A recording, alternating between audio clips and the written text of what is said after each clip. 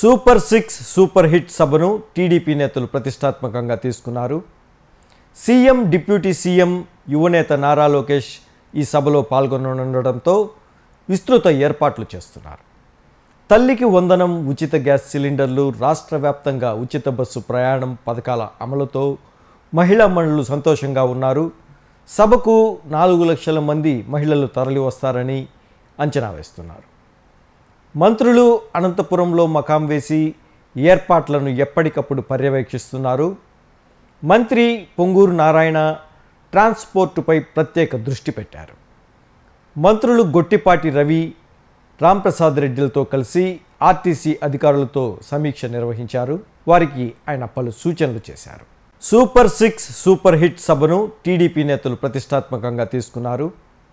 CM, deputy CM, యువనేత నారా లోకేష్ ఈ సభలో పాల్గొననుండడంతో విస్తృత ఏర్పాట్లు చేస్తున్నారు.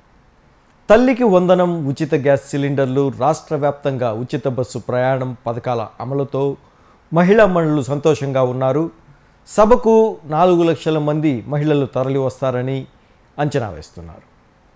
మంత్రులు అనంతపురంలో మకాం వేసి ఏర్పాట్లను ఎప్పటికప్పుడు పర్యవేక్షిస్తున్నారు. మంత్రి పొంగూరు నారాయణ ట్రాన్స్పోర్టుపై ప్రత్యేక దృష్టి పెట్టారు. మంత్రులు గొట్టిపాటి రవి, రాంప్రసాద్ రెడ్డిలతో కలిసి ఆర్టీసీ అధికారులతో సమీక్ష నిర్వహించారు. వారికి ఆయన పలు సూచనలు చేశారు.